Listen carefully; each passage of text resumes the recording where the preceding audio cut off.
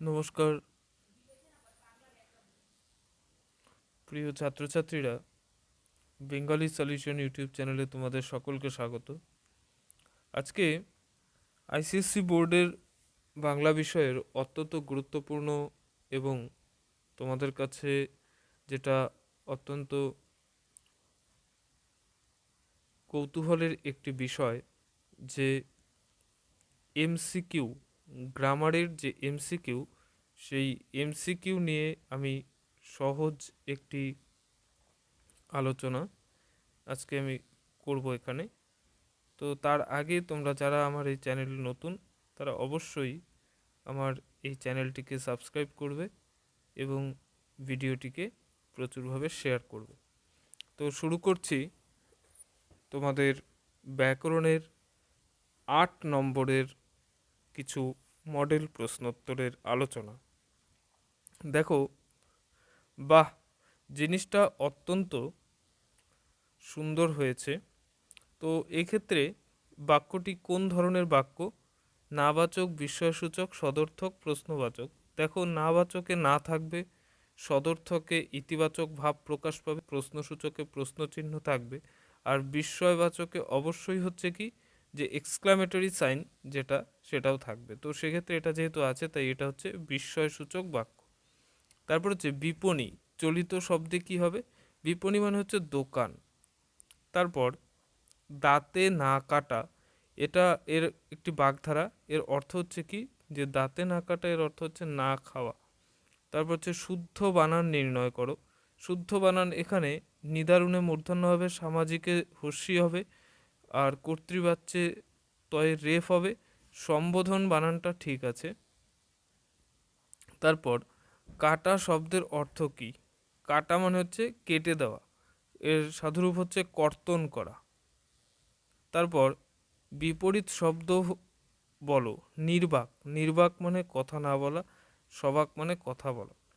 নিয়ে গেছে, সব ক্ষেত্রে দেখো কর্মবাচ্যে যে দ্বারা আসবে, সেটা সব ক্ষেত্রে কিন্তু হয় না। ঠিক আছে, এখানে দেখো কোথাও দ্বারা নেই। নিয়ে গেছে তার মানে কি, চলা হচ্ছে, তাহলে হচ্ছে নিয়ে চলেছে।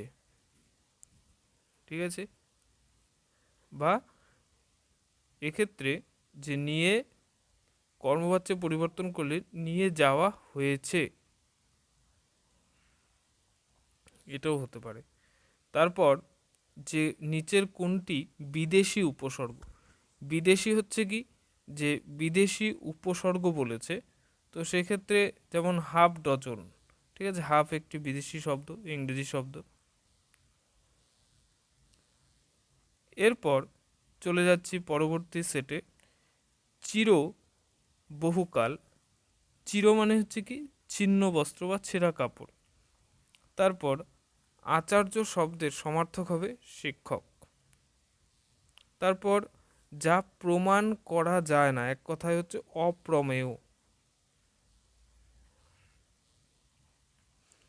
এরপর যৎ সামান্য দান, ঠিক আছে, বিদুরের খুদ। ঠিক আছে, তারপর হচ্ছে কি, একই বিষয়ে উদাহরণ দিতে কোন চিহ্ন ব্যবহার করা? একই বিষয়ের উদাহরণ দিতে, উদাহরণের ক্ষেত্রে সাধারণত কমা ব্যবহার করা হয়। তো কমাকে খাঁটি বাংলায় বলা হয় পাদচ্ছেদ। তারপর মাদলের শব্দ বোঝাতে কোন ধনাত্মক শব্দের ব্যবহার হয়?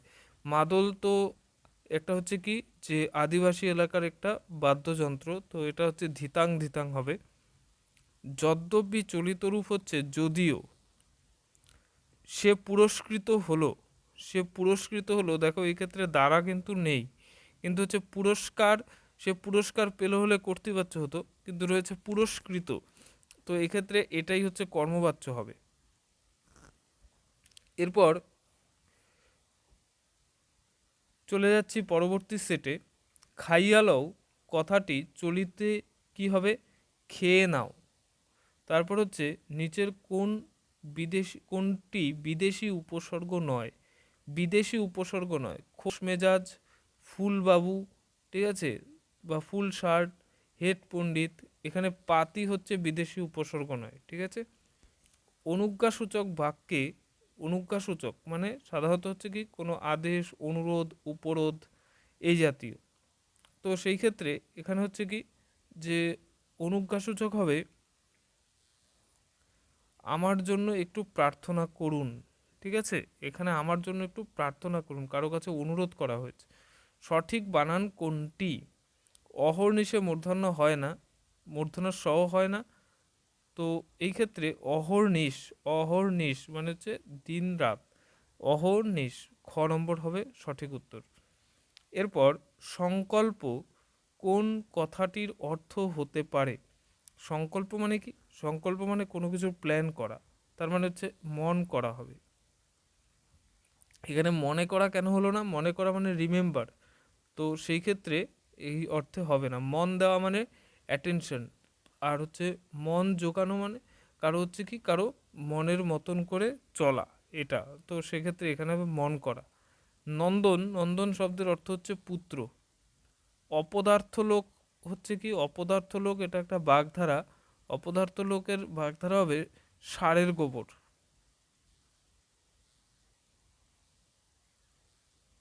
নেক্সট, নশ্বর এর বিপরীত কি হবে? অবিনশ্বর। এরপর পরোক্ষ উক্তিতে যে কথাটির ব্যবহার হয়, পরোক্ষ মানে ইনডাইরেক্ট স্পিচ। ইনডাইরেক্ট স্পিচ করতে গেলে আমরা সাধারণত হচ্ছে কি পরোক্ষ উক্তিতে যে ব্যবহার করি। সঠিক বানান নির্ণয় করো। সঠিক বানানের মধ্যে দেখো পৈতৃক বানানে তয়রিকার হতো, সরস্বতী বানানে দ্বিতীয়তে প্রথমটা দন্তাস্য হতো, কিংবদন্তি হবে। তো এটা এক্ষেত্রে সঠিক হচ্ছে সান্ত্বনা।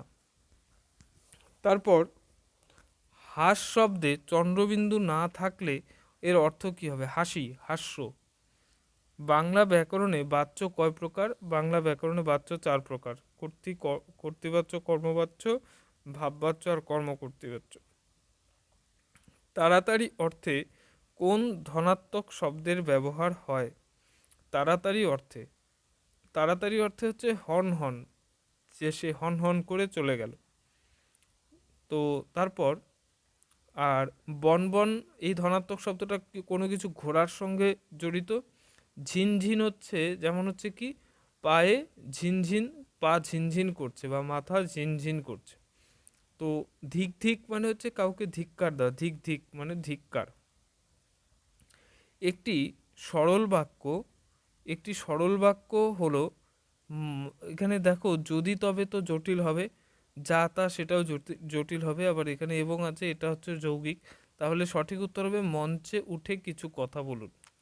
যা সর্বাপেক্ষা অধিক, সবচেয়ে বেশি, ভূয় শব্দটা সবচেয়ে বেশি অর্থে ব্যবহার হয়, তাহলে ভূয়িষ্ঠ হবে। পায়াভারী হওয়া, পায়াভারী হওয়া শব্দের অর্থ হচ্ছে অহংকার হওয়া। এরপর কোনটি উপসর্গ দিয়ে তৈরি নয়? উপসর্গ দিয়ে তৈরি নয়, ঠিক আছে। অযথাতে অ উপসর্গ, আবক্ষতে আ উপসর্গ, উপাসনাতে উপটা হচ্ছে উপসর্গ। এক্ষেত্রে সঠিক উত্তরটা হবে তালিকা। তালিকার মধ্যে কোনো উপসর্গ যোগ করা নেই। সন্দেহ হলো কর্তৃবাচ্যে কি হবে?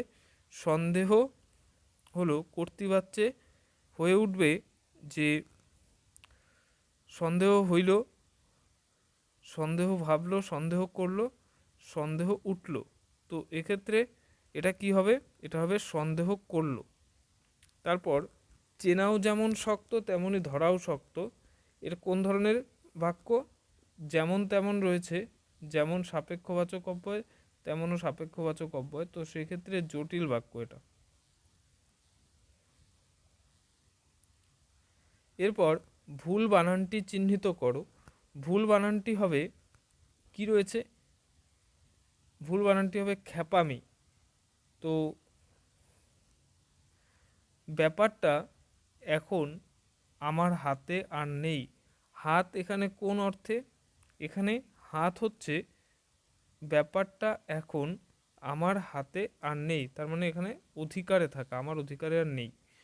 অনুপ মানে জলময় স্থান, অনুপ এখানে কি হবে? অনুপ মানে হচ্ছে উপমাহীন, ঠিক আছে। অসমাপিকা ক্রিয়া কোন বাক্যে দেখা যায়?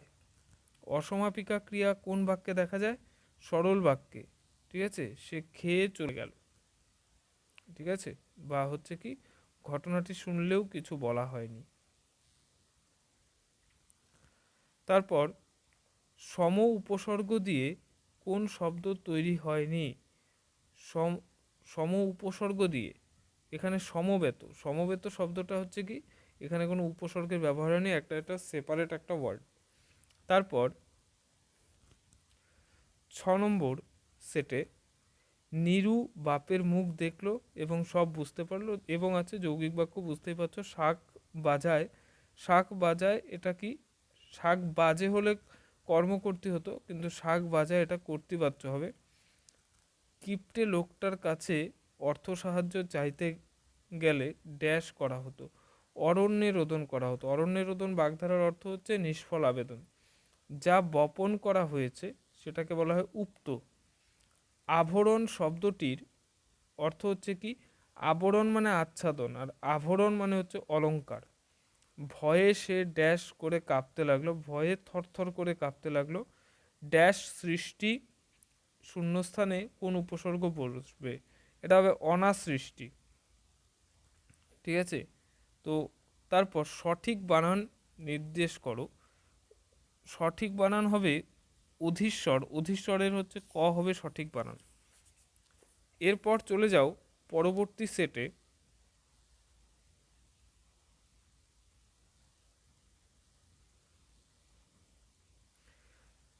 আভাস, ইঙ্গিত, আর আভাস মানে কি, আভাস মানে হচ্ছে ভূমিকা।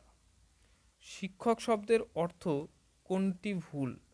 শিক্ষক শব্দের অর্থ ভুল হবে কোনটি? শিক্ষক শব্দের অর্থ, শিক্ষকের শব্দের অর্থ কোনটি ভুল? এটা হবে শিষ্য, খ। এরপর যা খরগোশের মতো ব্যস্ত, এক কথায় কি, শশব ব্যস্ত। তারপর বৃষ্টি থামতে রৌদ্র উঠল, জটিল বাক্যে যখন বৃষ্টি থামলো তখন রোদ উঠল। তারপর কি রয়েছে, নিচের কোন বাক্য অর্থ অনুসারে প্রকারভেদে পড়ে না? অর্থ অনুসারে প্রকারভেদ হচ্ছে যৌগিক বাক্য, কারণ যৌগিক বাক্য গঠনগত দিক থেকে একটা শ্রেণীকরণ। চুরি করে সে গা ঢাকা দিয়েছে, গা ঢাকার অর্থ হচ্ছে কি, আত্মগোপন করা।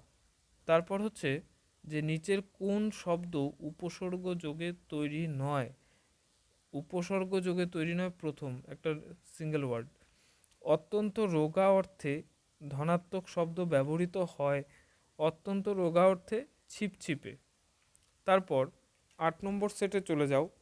পরেশবাবু তার কর্মচারীর কাছে হিসেব কড়ায় গণ্ডায়।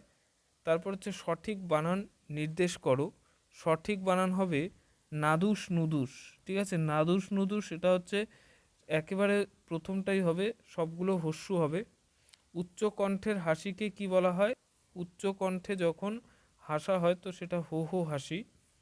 পুরোহিত শব্দে কোন উপসর্গ ব্যবহার হয়েছে? পুরোহিত শব্দে সন্ধি বিচ্ছেদ করলে হয় পুরো। ঠিক আছে, তো পুরো উপসর্গটি ব্যবহৃত হয়েছে। চলে যাচ্ছি পরবর্তী অংশে। ঝগড়া করা নিচের কোন শব্দের অর্থ? ঠিক আছে, ঝগড়া করা এটা হবে কি, পায়ে লাগা। তারপর এক্ষুনি বাড়ি যাও, এটি কোন ধরনের বাক্য? এক্ষুনি বাড়ি যাও আদেশ করা হচ্ছে, অনুজ্ঞাবাচক। হাসি মুখে পাড়ার খবর পাড়িলেন, বললেন আর কি, তো সেক্ষেত্রে এটা কর্তৃবাচ্য হবে। তারপর প্রত্যক্ষ উক্তিতে বক্তার কথা কোন চিহ্ন দিয়ে তৈরি হয়? উদ্ধৃতি চিহ্ন, এটা অবশ্যই কোটেশন সিম্বল দিয়ে করতে হয়। যে নারীর অসূয়া নেই, ঠিক আছে, অর্থাৎ হিংসা নেই যার, অনসূয়া। তারপর হচ্ছে কি, বাধা হচ্ছে ব্যাঘাত, আর এখানে বাধা মানে কি, বন্ধক, বা যা দিয়ে হচ্ছে কি কারো কাছে কোনো জিনিস বাধা রাখা হয়, মানে গচ্ছিত রাখা হয়। ছাতা মাথায় দেওয়া সত্ত্বেও ভিজতে হলো, ছাতা মাথায় দেওয়া সত্ত্বেও, এটা সরল বাক্যে রয়েছে। কেচে গন্ডুস করা মানে কি, প্রথম থেকে শুরু করা বা নতুন করে শুরু করা। তারপর হচ্ছে মাতঙ্গ শব্দের অর্থ হাতি। সভাস্থলে জনতা ভর্তি, এখানে হচ্ছে কি, জনতা গিজগিজ করছে। ঠিক আছে, জনতা হচ্ছে কি, সভাস্থলে জনতা গিজগিজ করছে। বা সাধারণত হচ্ছে কি গম গম করছে, এটাও হয়। মানুষ গিজ গিজ, এটা হচ্ছে কি যে সাধারণত লোক অর্থেই ব্যবহার হয়, তো গম গমও হবে এখানে। ক্ষণস্থায়ী বিপরীত হবে কি দীর্ঘস্থায়ী। তারপর কোনটি ভাববাচ্যের উদাহরণ? ভাববাচ্যের উদাহরণে আমরা জানি যে হচ্ছে হ ধাতুর ক্রিয়া থাকে, তাহলে হচ্ছে তোর গান গাওয়া হলো। পরবর্তী অংশে চলে যাচ্ছি। যখন ভিক্ষা পাওয়া যায় না, এক কথায় কি দুর্ভিক্ষ, মানে ভিক্ষার অভাব। তারপর হচ্ছে কাগজের ওপর কিছু লেখা তাড়াতাড়ি লিখে পেল, তো খসখস করে লেখা হয়। রবীন্দ্রনাথ ড্যাশ মহাজাতি সদনে ভিত্তিপ্রস্তর স্থাপিত করেন। রবীন্দ্রনাথ কর্তৃক হবে, রবীন্দ্রনাথ কর্তৃক মহাজাতি। তারপর যে বাক্যে ক্রিয়াপদই বাক্যের প্রধান বক্তব্য বলে মনে হয়, সেই বাক্যকে কি বলে? সেই বাচ্যকে সেটা হচ্ছে ভাববাচ্য হবে, ক্রিয়ার প্রাধান্য থাকে। মহারানা রাজসিংহকে কে না চেনে, বাক্যটির ক্ষেত্রে কোন জ্যোতিচিহ্ন বসবে? মহারানা রাজসিংহকে কে না চেনে, তো এই ক্ষেত্রে হচ্ছে কি মহারানা রাজসিংহকে সকলেই চেনে, তো এটা প্রশ্ন চিহ্ন বসবে। চতুর অর্থে চালাক আর চতুর অর্থে কি? চতুর অর্থে চালাক আর চতুর হচ্ছে চার, 4 নম্বর বোঝাতে চতুর ব্যবহার হয়। কোনটি ভুল বানান নির্দেশ করো? ভুল বানানের ক্ষেত্রে যে সমীচীন শব্দটি হচ্ছে এখানে ভুল, কারণ সমীচীনের দুটোই দীর্ঘই হয়। অসার উক্তি কোন বাগধারার অর্থ? অসার উক্তি বলতে কান ভারী করা, কারো নামে কাউকে অতিরিক্ত করে বাড়িয়ে বলা। তো এই ছিল আজকের 10টি সেট। তো আশা করব তোমরা প্রত্যেকেই খুব ভালো করে এই প্র্যাকটিস সেটটির ভিডিও দেখবে, এবং এতে করে তোমাদের অনেক হচ্ছে কি এই পরীক্ষার প্রস্তুতির সময় এই ভিডিওটি অত্যন্ত কাজে লাগবে। এটিকে প্রচুরভাবে তোমরা দেখো এবং শেয়ার করো। ধন্যবাদ।